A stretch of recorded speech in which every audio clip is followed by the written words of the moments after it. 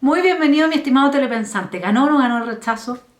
Con un 61,9% sí, pero existe una enorme frustración en un sector del país que fueron de los que rechazaron desde un comienzo y que son aquellos que ya no quieren más tongo, que ya no quieren más este cuento de las constituciones, que ya le perdieron la fe al proceso y no sabemos cuántas de esas personas son. Curiosamente no se ha hecho ninguna encuesta al respecto.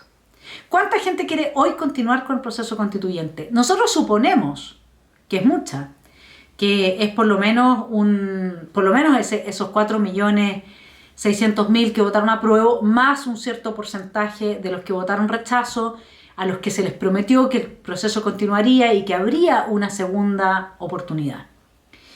Bien, pero hay un número no menor de personas que está cansada, que quiere que se le resuelvan sus problemas y que entiende que hoy día prácticamente o se resuelven los problemas o se sigue con el tongo de la nueva constitución, profundizando los problemas, porque evidentemente, pues mi estimado telepensante, que la falta de inversión en Chile y la falta de certeza jurídica va a radicalizar la crisis económica que tenemos hoy día con esta alza en la tasa de interés que está tratando de manejar el Banco Central, ¿no es cierto?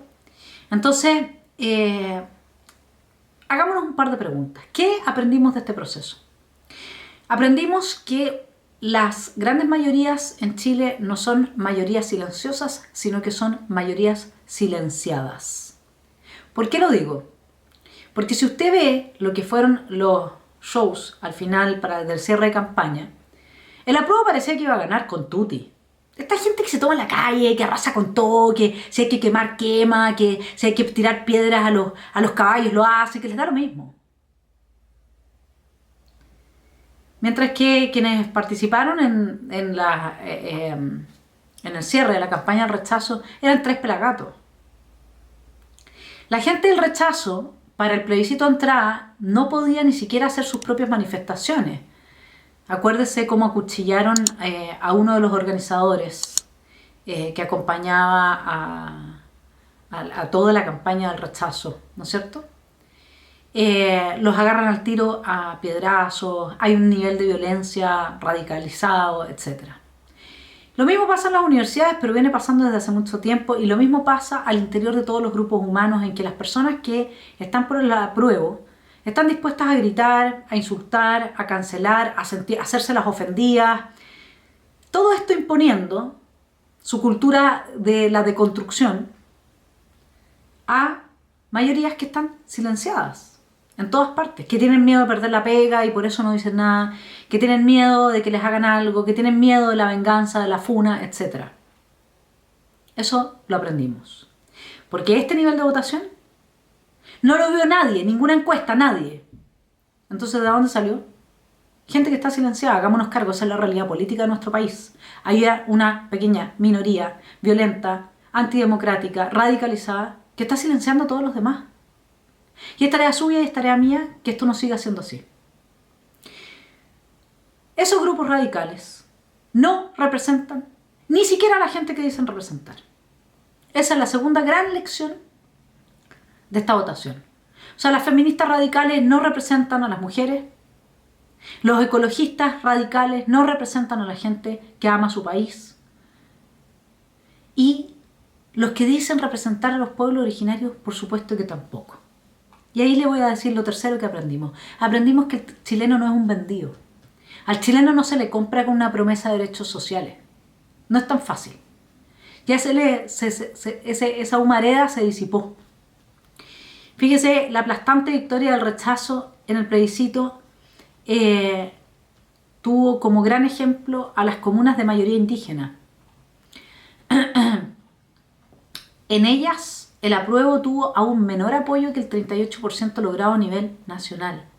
En Alto Biobío, donde el 84,2% de la población declaró ser indígena, la opción rechazo alcanzó el 70,75% de los votos válidos, mi estimado telepensante, después de que se les ofrecían todos los privilegios posibles. Restitución de tierra, Gualmapu, justicia para ellos, educación para ellos, cargos con plata para ellos. Estamos hablando de un 70,75% que dijo que no. Ellos no se van a pelear con sus hermanos de sangre, de alma, que somos todos los chilenos. Bien, preguntémonos de quién es la victoria. La victoria, este gran triunfo electoral, es de todos los chilenos, pero no de los partidos de derecha, que tuvieron que restarse justamente para que todos los chilenos tuviésemos esta victoria.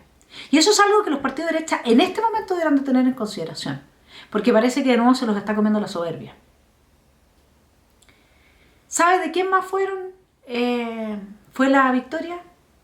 De los convencionales constituyentes que aquí saludamos con mucho cariño, entre ellos, por supuesto, que la Tere Marinoy, Martina Rao, la Rocío Cantuaria, Constanza Hub.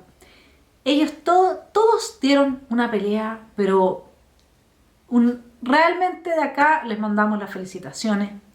Son gente a las que les debemos mucho. Ahora la pregunta es cómo lo lograron. Fíjese que lo lograron peleando en contra de los suyos y de los otros. Y de los nuestros. Los tuyos, los míos, los nuestros. Lo dejo con Nicolás Maduro. Al proceso chileno le cortaron las alas desde el viejo Congreso de Piñera antes de arrancar como proceso constituyente. Lo maniataron y nunca en Chile se convocó un proceso originario, soberano, plenipotenciario. Le cortaron las alas temprano, lo llenaron de limitaciones y al final convocaron fue una convención constitucional.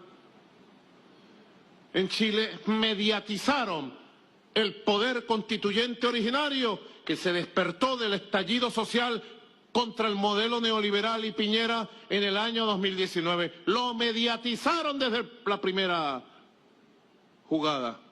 ¿Qué significa mediatizar el proceso constituyente? Significa que lo que hicieron estos convencionales fue dar a conocer lo que estaba pasando al interior de la convención. Y aquí va un mensaje para esa derecha y esa gente que hoy día no quiere más tongo, para que reflexionen, nada más. Yo respeto su posición y es más, me siento bastante parte de ese grupo. Pero la política también se trata de optar por el mal menor. ¿Qué hubiese pasado si nuestros convencionales que dieron esta pelea tan intensa y ardua hubiesen hecho lo que se les estaba recomendando desde una derecha dura, que entiende que este es un proceso ilegítimo cuyo origen es ilegítimo, porque se funda en la violencia octubrista, que tiene una larga mano de... Cualquier cosa que diga me sale como verso. La violencia octubrista que tiene una larga mano madurista, o del socialismo bolivariano, ¿ve usted? Bueno, es cierto, tienen razón, pero ¿cómo lo hacemos? Cuando finalmente esa violencia se legitimó a través del acuerdo del 15 de noviembre. Se legitimó la violencia y siguieron avanzando y sí, teníamos un plebiscito de entrada con una alta votación a favor de la casa de todos, pongámoslo así. No era de cualquier proyecto de constitución. Era de un proyecto que tuviese de fundamento la unión. Entonces, lo que hizo este grupo de convencionales constituyentes, que trabajó sin descanso, fue mostrarle la realidad de lo que pasaba al interior de la convención a todo Chile. Y había un grupo del propio sector de nosotros que no quería que hicieran eso, que lo que quería era que se le patearan la mesa y dijeran, no, váyanse, nosotros no vamos a participar de esta convención, que es ilegítima. Imagínense lo que hubiese pasado. Ahora probablemente habría triunfado ese proyecto de nueva constitución que instalaba una narcodictadura en el mediano plazo en Chile. Además de la balcanización de nuestro territorio. Entonces, ojo con cuáles son las propuestas que hacemos. Porque a veces la política se trata del mal menor, pero no siempre, y en eso estoy de acuerdo. Y no se pueden transar los principios, también lo sé. Bien, ¿ganó el rechazo o no ganó el rechazo, mi estimado telepensante? El rechazo como se pensó en el 15 de noviembre desapareció. La verdad es que esa opción no estaba en juego. Ese es el punto. ¿Por qué? Porque se fue desvirtuando su significado político, en la medida en que mucha gente sí quiere una nueva constitución, pero no quería esta constitución. Y a esa gente se le prometió que si votaba rechazo, iba a haber un nuevo proceso constituyente. Entonces, ¿qué es lo que espera la gente que hoy día está enojada? Que es del rechazo, así como yo, que votamos rechazo del primer momento, y que no se siente representada, y toda esa gente que se cansó del tongo, que ya no les quiere creer nada, que quiere que se resuelvan sus problemas. Bueno, no se puede, los partidos ya le cambiaron el significado. El problema que nosotros tenemos, mi estimado telepensante, es que nuestros partidos de derecha no son capaces de respetar su propia palabra. Y este es el punto. La dignidad del ser humano consiste en que cada persona aprenda a respetar su palabra, aprenda a respetar su compromiso. Si se diseñó un acuerdo el 15 de noviembre para terminar por lavarse las manos como Poncio Pilato, para no hacerse cargo de que durante mucho tiempo no habían avanzado en la solución de los problemas que tenía la gente, sino que al contrario los habían agudizado, con más contrata de personal en el Estado en vez de destinar los recursos a la gente, porque así lo van capturando, porque así van teniendo apoyo, con las fronteras abiertas, la inmigración descarriada, con una situación económica que no mejoró nunca, las pensiones, la salud, etc. ¿Para qué hablar de la educación? No se hicieron cargo que no han hecho la pega los políticos. Sí, por eso hicieron este acuerdo. Ahora, una vez que hacen el acuerdo, luego no son capaces de respetar su propia palabra.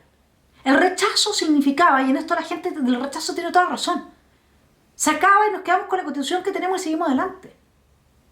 Pero, así es la vida en la política, todos sabemos cómo las cosas empiezan, no cómo terminan. Se fue desvirtuando ese significado en la medida en que fue más necesario que ganara el rechazo de forma contundente y categórica que el resguardo mismo de la legalidad del acuerdo. Difícil, ¿no? Muy difícil. ¿Qué es lo que significaba el rechazo inicialmente? Significaba que se acababa este proceso y volvíamos a nuestra vida normal. Por lo tanto, la sensación de quien está por el rechazo es que la izquierda siempre gana. ¿Gana o gana? Bien, tuvimos un triunfo electoral importantísimo. Sin embargo, es verdad que queda el sabor amargo. La pregunta es ¿cuál es el próximo triunfo? Tenemos que transformar, mi estimado telepensante, el triunfo electoral en un triunfo cultural. Antes de eso, de profundizar en ese punto, quiero que hablemos de cómo hubiese sido, qué hubiese pasado con Chile si se hubiese respetado el significado original de la victoria del rechazo. Ya lo dije, se acababa con el proceso, se comienzan las reformas entonces por el Congreso y todas estas reformas que se harían al texto constitucional vigente tendrían que ser en contra de la dirección trazada por el proyecto rechazado, porque el proyecto se rechazó con todas las ideas que están ahí, ¿no es cierto? Tenemos que sacar entonces, eso es lo que piensa la gente del rechazo, al país del descalabro económico en el que está, del descalabro en la seguridad, y no podemos seguir invirtiendo tiempo en esto. Lo lógico, si es que no hubiesen cambiado el significado del rechazo, que por lo demás ayudó a esta victoria, hubiese sido que ahora entonces tuviésemos un proceso de reformas, todas en dirección contraria al proyecto presentado. Otra cosa que hubiese sucedido es que habría vuelto el general Baquedano en gloria y majestad y el gobierno actual hubiera tenido que rendirle honores. Plaza Italia. Sí, pues. Ahora, para hacer eso, hubiese tenido que tener la voluntad política y ponerla tras las Fuerzas Armadas y de Orden para controlar lo que sucede en Plaza Italia y en el centro de Santiago. El gobierno entonces habría tenido que reponer la estatua de José Toribio Merino como un gesto a la Armada, terminar con la persecución de militares por pinches viáticos que en nada se comparan con los casos de corrupción política y reforzar a Carabineros con toda su energía. En suma, si hubiese ganado el rechazo tal como se pensó inicialmente, este gobierno habría tenido que reconstruir la columna vertebral del Estado de Chile para enfrentar, que es la columna vertebral, que es lo que es el monopolio del poder coercitivo, de la coerción y el uso de la coerción, que hoy día está repartido entre anarquistas, entre movimientos sociales violentistas, entre narcoterroristas y narcos, y delincuencia en general. Además puede estarse armando alguna otra cosilla, ¿no es cierto? Entonces,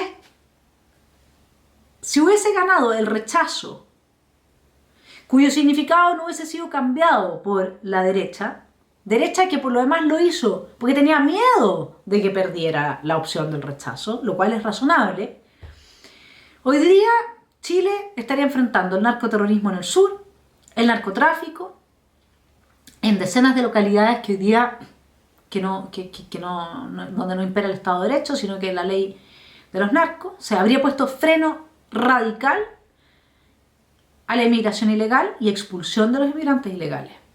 Dentro de este marco de restablecimiento de la autoridad se habrían dictado medidas estrictas en contra de la violencia estudiantil y se estaría dando inicio a una campaña de educación sobre los valores de la democracia y de la persuasión a través de la palabra y la retórica.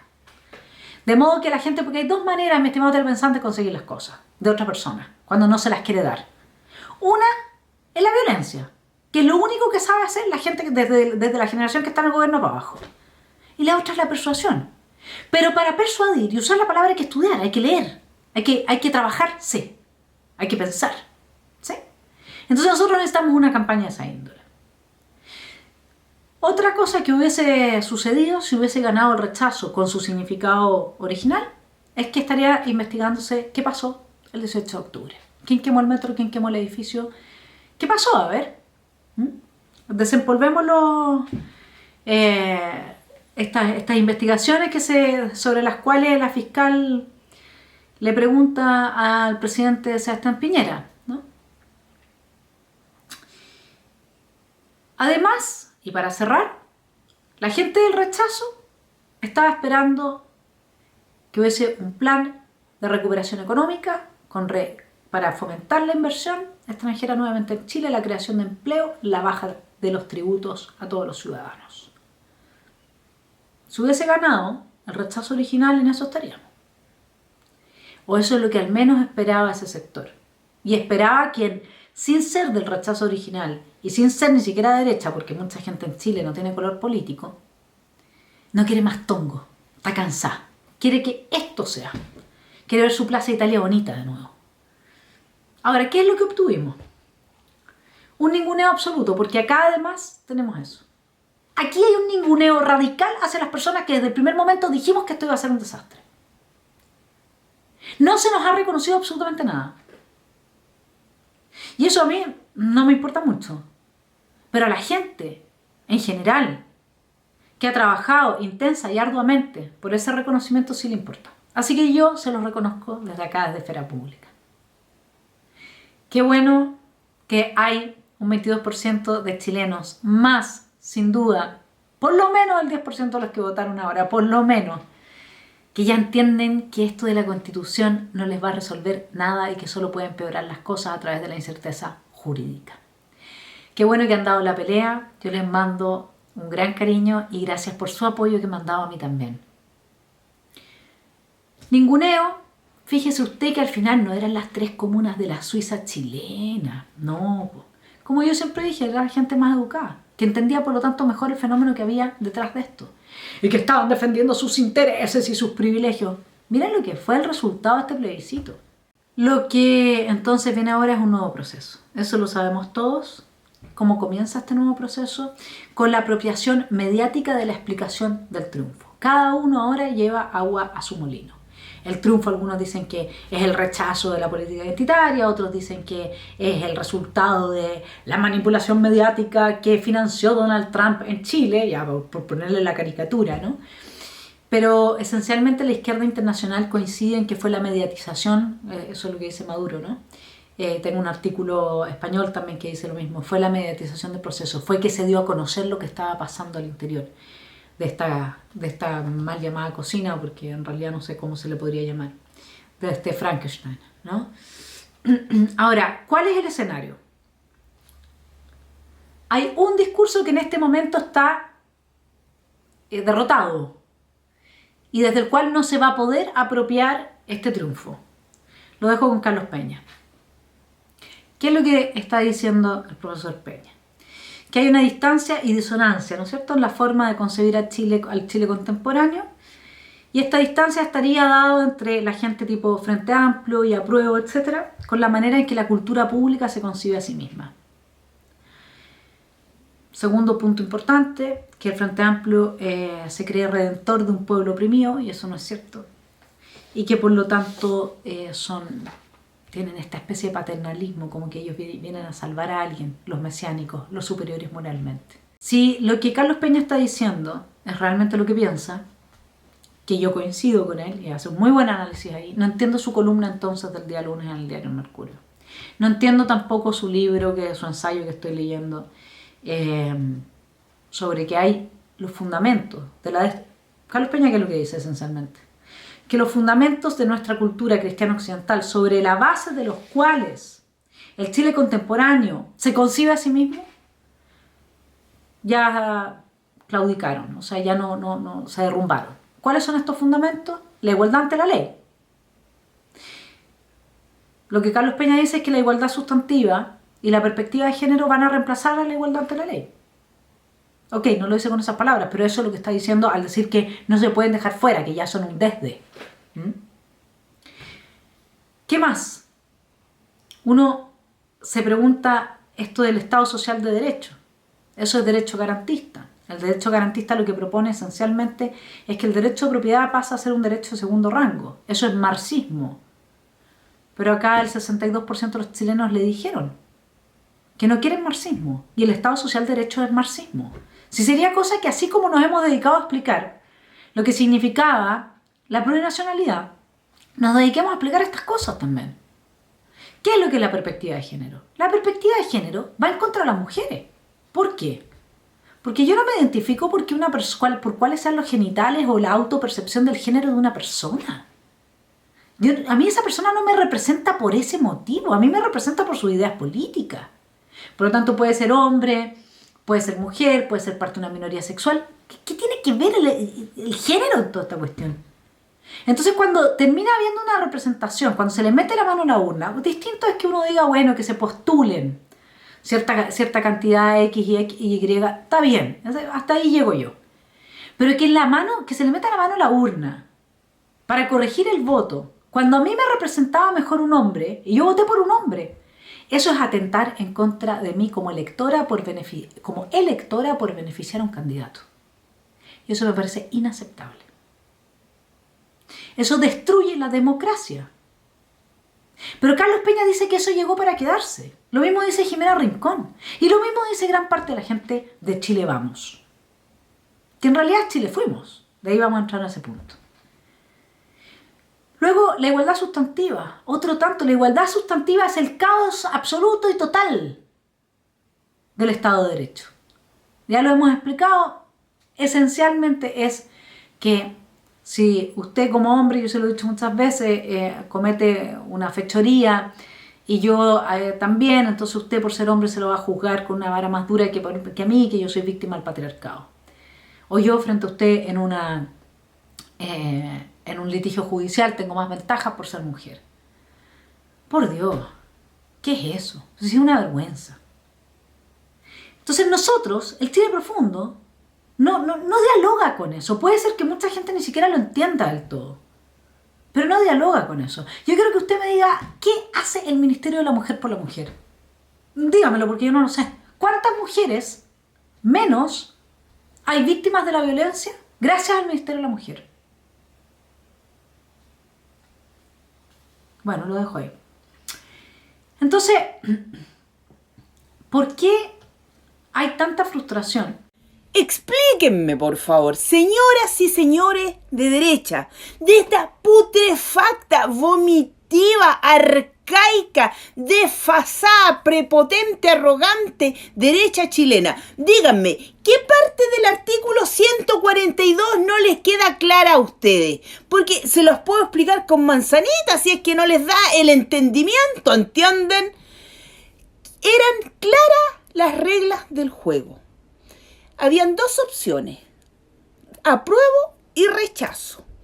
Por si no lo saben, el rechazo ganó por lejos, le voló la raja al apruebo. Se los digo más claro porque parece que no entienden, así que... Entonces, ¿qué decía el artículo 142? Que si ganaba el rechazo, todo continuaba igual. Evidentemente, eso no quita el hecho y la necesidad de hacerle las debidas correcciones, modificaciones a la actual Constitución de Lagos. No es la Constitución de Pinochet, si de esa Constitución prácticamente ya no queda nada. Y se lo repito porque parece que no entienden, así como no entienden los de izquierda, no entienden los de derecha. Miren, nosotros ganamos a pesar del miedo, a pesar de las dudas, a pesar del terror, porque así nos tenían, así nos tuvieron todo este tiempo. Y ustedes, derecha, pusilánime, cobarde, rastrera, asquerosa, han sido parte de todo este montaje, de toda esta expoliación, de toda esta degradación y denostación que le han hecho al pueblo de Chile. A ver, ¿por qué hay tanta frustración desde la derecha real hacia sus supuestos representantes? Por 3 razones. Y no hablemos, por favor, de derecha extrema que no existe en Chile. Derecha dura puede haber, sí, estoy de acuerdo. Pero yo no quiero hablar de esa derecha, yo quiero hablar de la derecha real. La derecha real es la que no votó ni por Lavín ni por Desbordes, ni es la que ha estado por el rechazo desde el primer momento, la que no quería cocinería política, la que se fue en contra de Rojo Edwards cuando hizo su propuesta a la tercera vía, etc.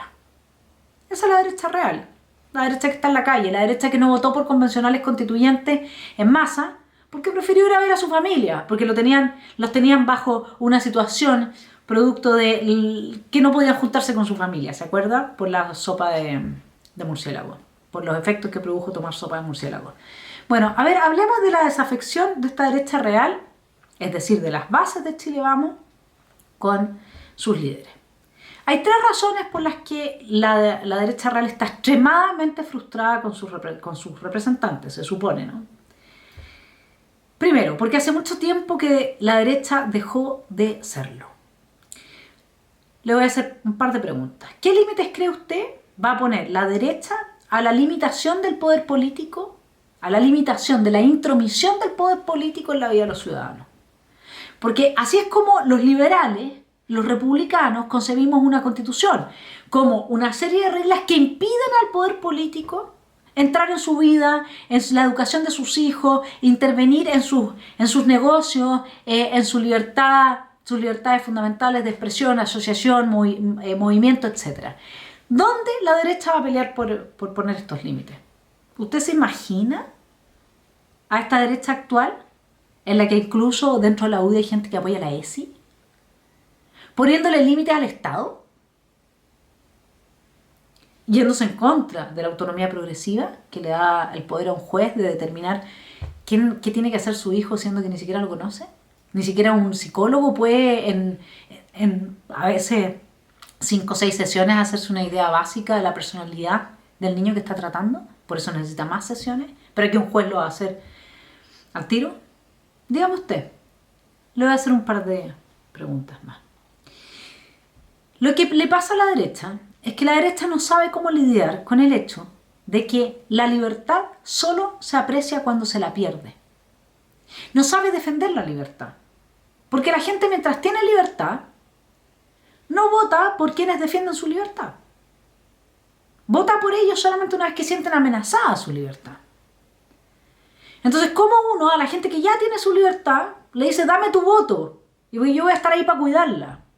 Bueno, hay que crear conciencia, hay que trabajar para que la gente entienda que la libertad se aprecia cuando se pierde, igual que la salud. Es como si yo le dijera a gente sana, mira, yo voy a estar ahí por cualquier enfermedad que tú tengas. No, pues dame vivienda ahora. Ya tengo la salud. El problema es que eso se pierde muy rápido. La libertad en manos de gente como el gobierno que tenemos hoy día está en serio peligro. Un par de preguntas. ¿Cuántas ideas ha pensado Chile Vamos para evitar que las minorías violentas, a través de la nueva constitución, del diseño de un proyecto de nueva constitución, puedan volver a destruir la paz, llegar al poder y poner en jaque a los derechos individuales? ¿Cómo han pensado proteger a las nuevas generaciones del adoctrinamiento escolar? ¿Cómo piensan hacer cumplir la ley que exige la diversidad de opiniones a las universidades para terminar con la captura de la extrema izquierda de la vida universitaria? Y por eso tenemos, sin los universitarios y sin los escolares, no hubiésemos tenido el 18 de octubre, mi estimado telepensante. ¿Cuáles son las propuestas de la derecha para volver a construir un piso de legitimidad para el poder político? ¿Cuál va a ser la pena que quieren imponer a nivel constitucional para aquel político que se corrompa? ¿En cuánto se van a bajar los sueldos de los parlamentarios? ¿Cómo van a fortalecer nuestras fronteras? ¿Le van a poner límites a la posibilidad de cobrar impuestos al gobierno de turno y de esquilmar a los ciudadanos? ¿Cómo van a enfrentar al derecho garantista que se ha instalado como un cáncer dentro del Poder Judicial y la captura que el poder político ha hecho de los tribunales? ¿Qué va a hacer la derecha para exigir a los profesores mejorar la formación propia de manera de poder ampliar los horizontes de las nuevas generaciones con los desafíos de la cuarta y quinta revolución industrial? ¿Qué piensa hacer la derecha para poner freno a la situación de abuso de los narcoterroristas en la macrozona sur y en el norte de Chile? ¿Cuáles son las medidas que piensa tomar a nivel constitucional para evitar el despilfarro de una burocracia que destruye los recursos ganados con tanto esfuerzo y que por lo tanto no llegan a la ciudadanía en la forma de derechos sociales? ¿Qué es lo que va a hacer la derecha? ¿Cuál es su propuesta para cambiar el sistema electoral? ¿Y en qué ha pensado para evitar se vuelvan a producir los abusos que surgen de la colusión entre el poder político y el económico? ¿Cómo va a enfrentar Chile Vamos al octubrismo y el retorno de la plurinacionalidad el día que la actual generación de los overoles blancos lleguen al poder? ¿Qué van a hacer con la situación de la crueldad que viven los nonagenarios en Punta Peuco? ¿Cuál es la propuesta de Chile Vamos para asegurar los fondos de pensiones, su heredabilidad, la imposibilidad de su expropiación, ni de ninguna figura similar? ¿Y qué pretende hacer Chile Vamos para asegurar hoy día la inexistente libertad de expresión en los medios de prensa masivos y en las redes sociales? Porque tengamos claro que hoy día es cosa de hacer un análisis breve de cómo fue el apoyo que dio el Colegio de Periodistas a la prueba primero, ¿no es cierto?, y luego a Boric. No hay libertad de expresión. Cualquier periodista que se vaya en contra de eso va a perder su pega. Y ahí usted tiene la espiral de la mayoría silenciada, no de la mayoría silenciosa. ¿Cómo pretende evitar Chile Vamos que se consagre el Estado de Derecho garantista, que es este Estado social de derecho, la igualdad sustantiva, en la que ni siquiera creen los pueblos originarios, la perspectiva de género y los escaños reservados que destruyen la democracia? Si los miembros de Chile Vamos son absolutamente incapaces de enfrentar la extorsión emocional del tú eres mala gente. Entonces, Peña en su libro dice que la política es polemos y a la vez polis, es decir, es lucha y conflicto. Por una parte es lucha y conflicto y por otra parte es civitas o comunidad. Lo cito a Carlos Peña, dice: evitar que la primera dimensión, es decir, que el polemos, la polémica, amalle a la otra, a la comunidad, o la inhiba, es el principal deber de quienes participan en la política democrática. Tiene razón. Es súper importante. Pero lo que no puede pasar es que tengamos un pequeño grupo que sea dueño de la polémica, que hegemonice la polémica y que la lleve hasta el punto de la violencia, y luego tengamos otro grupo, que es la derecha tradicional, que está en una posición de genuflexa permanentemente. Al estar en esa posición, lo que pasa es que se desvincula absolutamente de sus bases, pierde su legitimidad. La derecha no representa a nadie hoy día. Chile Vamos no representa a nadie. Esa es la verdad. Por eso se tuvieron que excluir, si no se olvide. Si yo no tengo nada en contra de Chile Vamos, pero es que es la pura verdad. Ellos lo saben. Si por eso no participaron de este proceso. Porque nadie los quiere. ¿Y por qué nadie los quiere? Porque son unos genuflexos, por eso. ¿O van a defender nuestras libertades? ¿Se van a hacer cargo de las preguntas aquí? ¿Cuál es su plan? ¿Cuál es su diseño? Para que no nos impongan la igualdad sustantiva, la perspectiva de género, y toda esta chimuchina de construccionista que destruye los fundamentos de la cultura cristiana occidental. Porque sin Estado de Derecho no hay república, no hay democracia. Porque sin igualdad de votos no hay democracia. Porque con los impuestos pues, instalados a niveles expropiatorios no hay libertad económica. Porque con la colusión entre el poder político y el económico no se puede hablar de libre mercado, ni de meritocracia. ¿Qué va a hacer la derecha para enfrentar todos esos temas? Me encantaría saber. Por ahora no se ha sabido nada así. De ahí que la derecha sea totalmente incapaz de capitalizar este triunfo electoral. Y la izquierda, evidentemente, como ya lo vimos a través de Carlos Peña, no se lo puede atribuir. En el nuevo escenario, sin embargo, renacen los viejos políticos y la derecha vuelve a la cocina, y esto es extremadamente peligroso, porque puede ser usado para un nuevo estallido.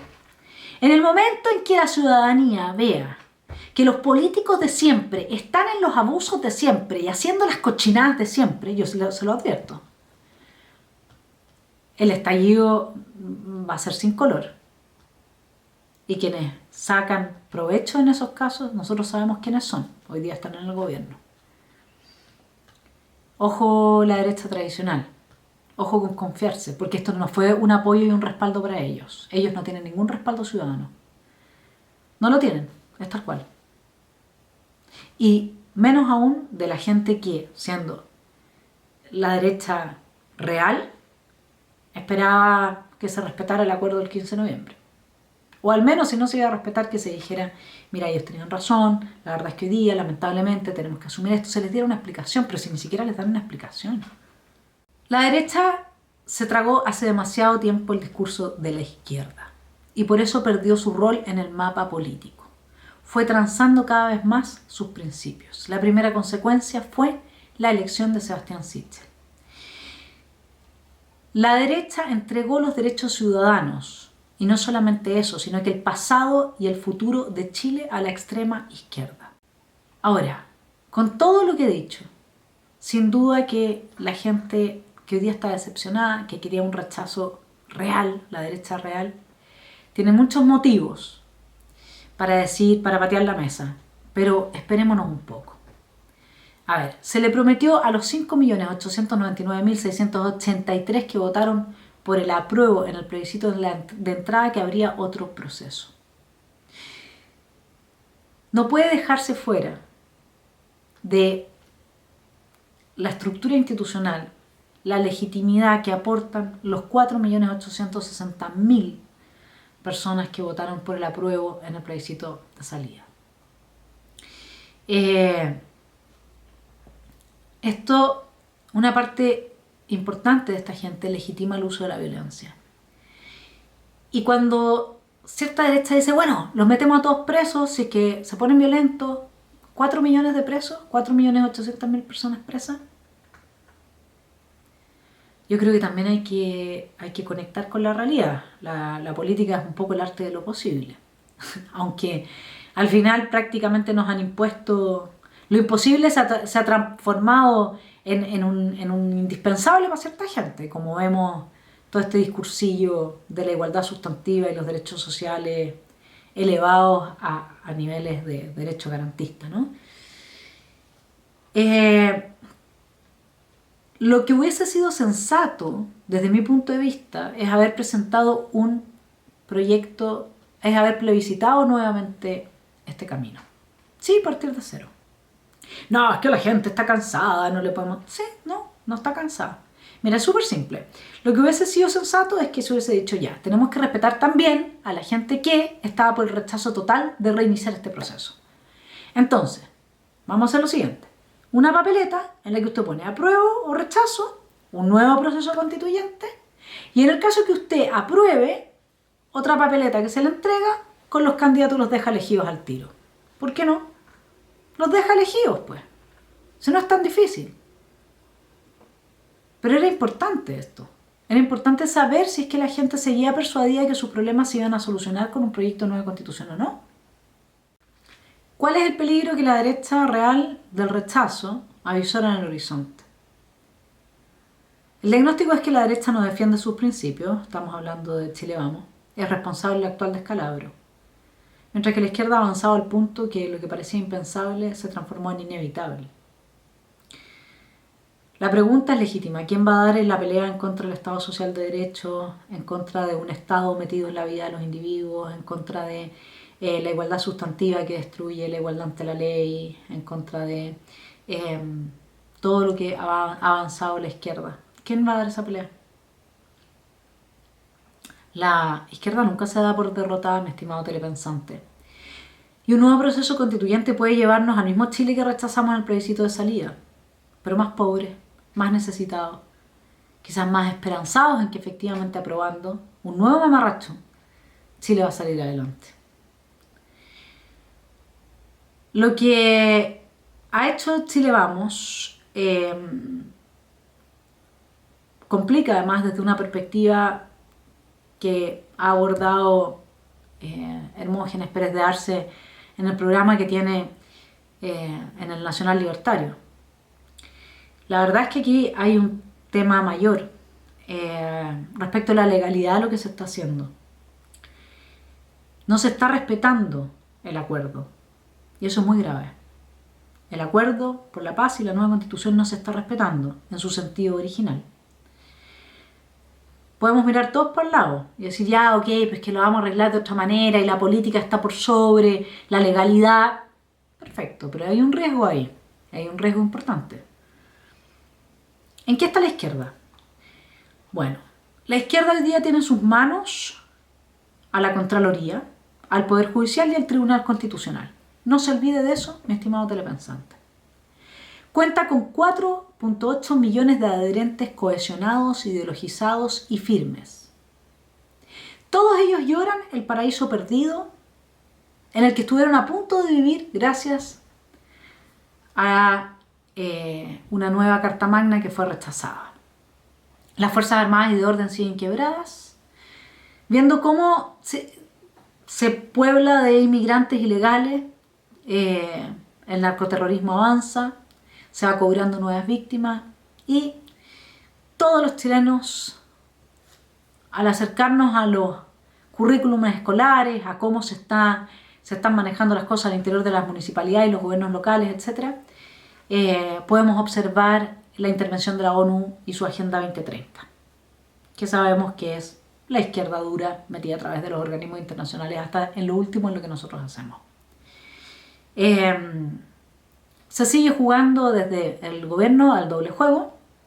Pusieron a Carolina Toá en el Ministerio del Interior, sabiendo que su novio, su fiel pareja, es defensor de los narcoterroristas.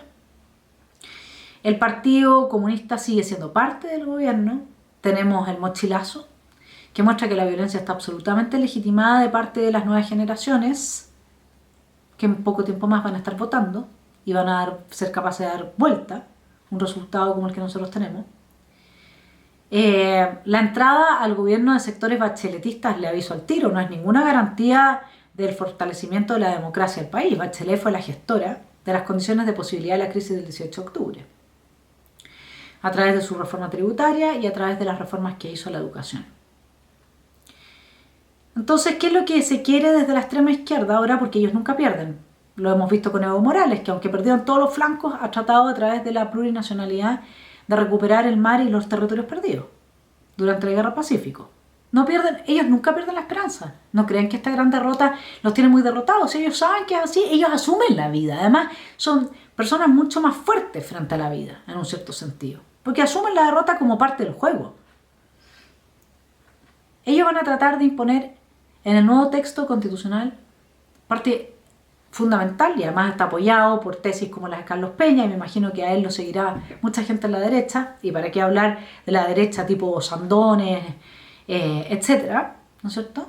Ellos lo que quieren entonces es tener igual un proyecto de nueva constitución que, sin haber logrado las metas maximalistas que se había puesto, sí logre los fundamentos para después alcanzar esas metas. Si no me cree, vamos con Alberto Mayol. Alberto. Sí, mira, yo creo que tengo la impresión de que a ver, Gabriel Boric tiene que levantarse mañana. Lo primero es saber una cosa que me parece súper evidente. El gobierno no tuvo claramente nunca un plan B. O sea, el gobierno asume el 11 de marzo diciendo: mi gobierno comienza el 4 de septiembre. Esa era la tesis que el gobierno transmitía a las personas con las que hablaba. El gobierno comienza el día que gane la prueba, porque antes no podemos hacer muchas cosas, entonces ese día parte. Con ese pie forzado, esto en la interna, no afuera, en la interna es catastrófico porque tu plan ha fallado por completo.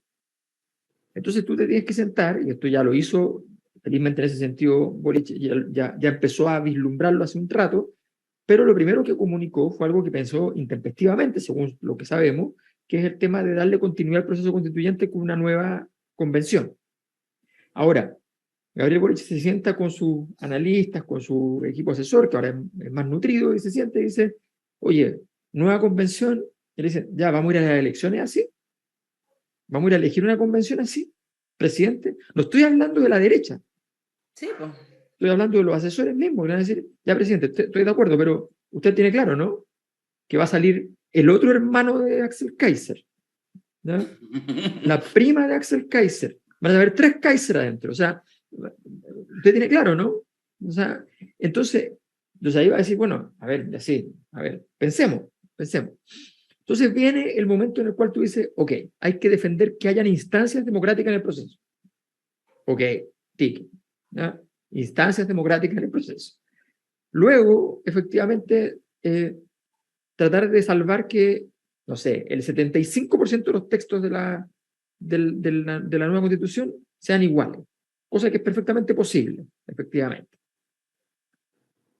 Y así, entonces, que sea un insumo fundamental, que todos lo reconozcan, o sea, tú empiezas ahí como decirle ya, negociamos todo esto, ¿no? El paquete, y entonces te queda claro que es por dónde van a ir los tiros en ese sentido, qué sé yo, y tratar entonces de evitar de que la derecha se pase para la punta y entre con el Estado subsidiario y esas cosas, ¿no?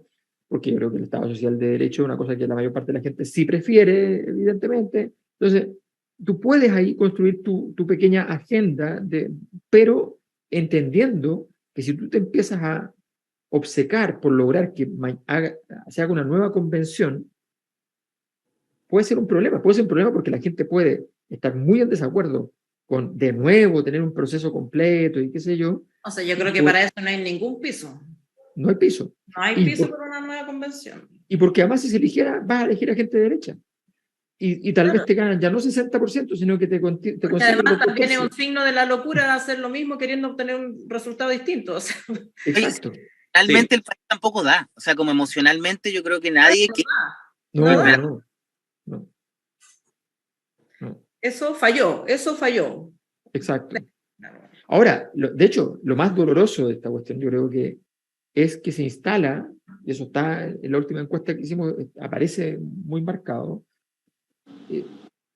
esta idea de que en el fondo, y esto sí que es doloroso porque esta era la gran victoria de 200 años, en el fondo. La posibilidad de pensar, de creer, de sentir que el aporte intelectual, normativo, ¿ya?, de personas pobres, de personas postergadas, fuera de la élite, de personas de clase media normal, no la clase media que como que se dice así como la clase media ñuñoa, no, sino que la clase media, o sea, los que están ahí en la mitad, en el 50% de la población, ¿ya?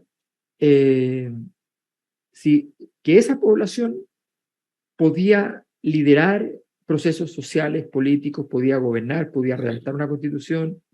Esa es la derrota más dolorosa. Sí. Sin ninguna duda.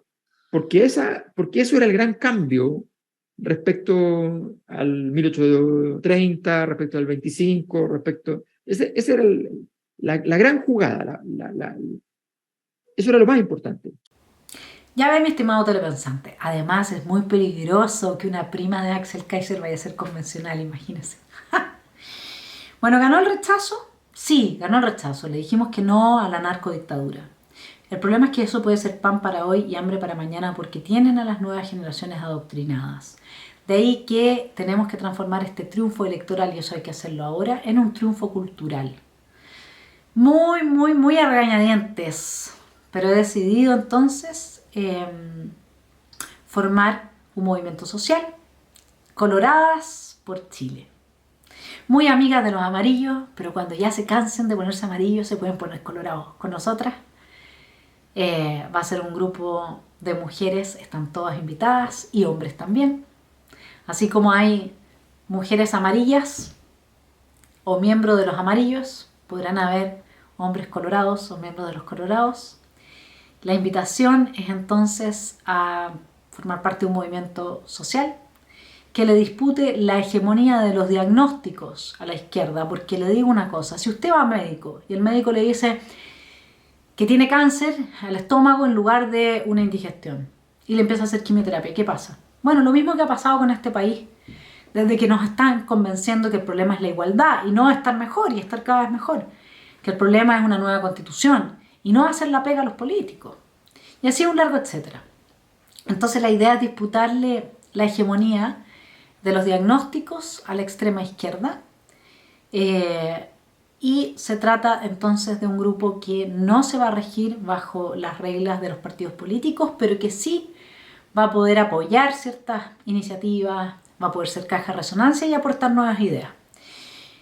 Somos muchos los que no nos interesa ser parte de una maquinaria que calcula y tranza principios dependiendo de cuáles van a ser los votos, pero somos muchos los que queremos aportar.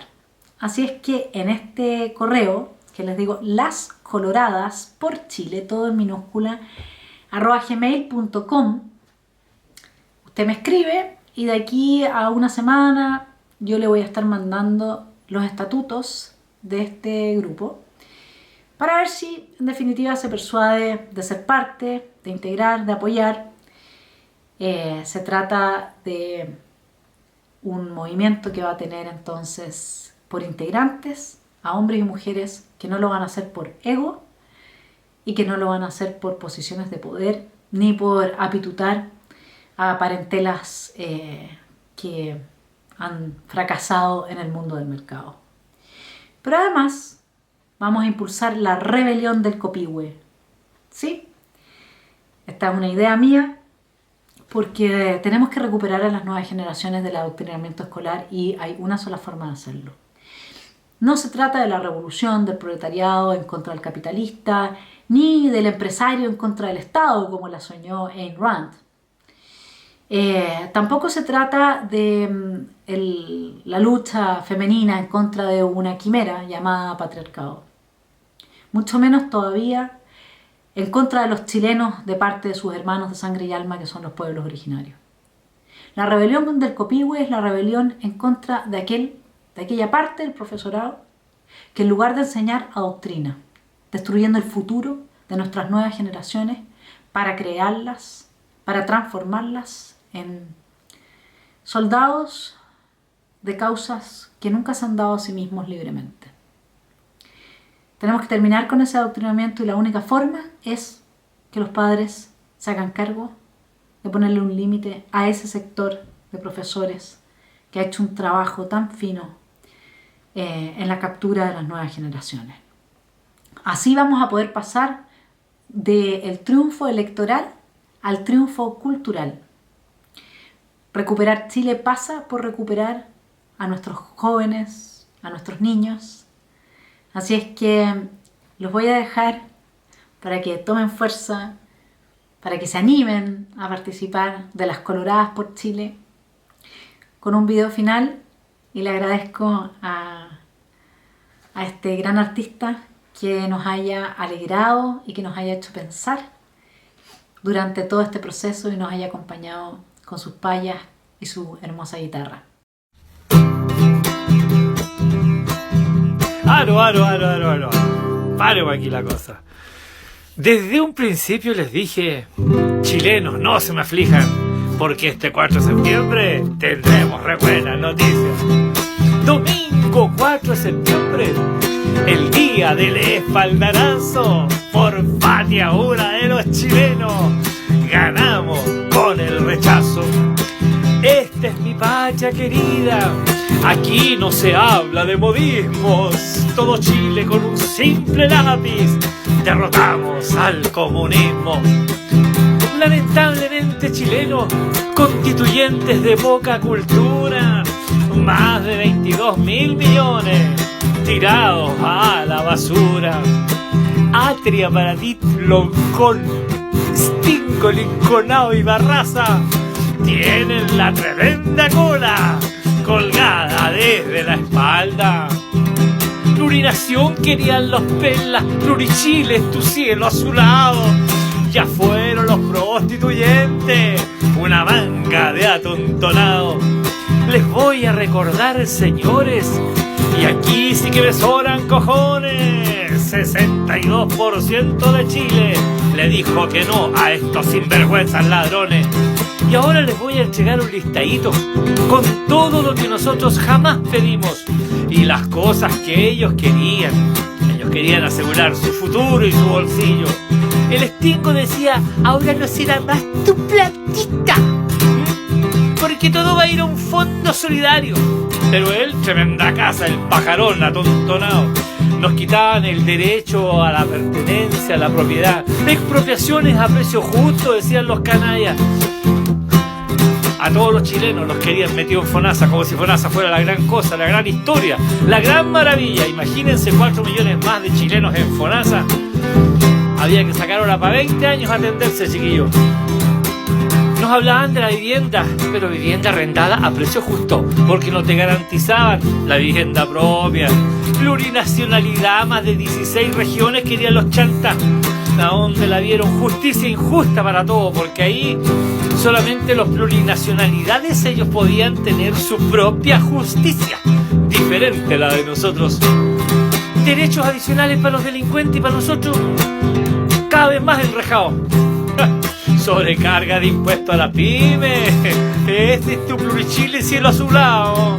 Domingo 4 de septiembre, el día del espaldarazo. Por patria una de los chilenos ganamos con el rechazo. ¡Viva Chile, mierda!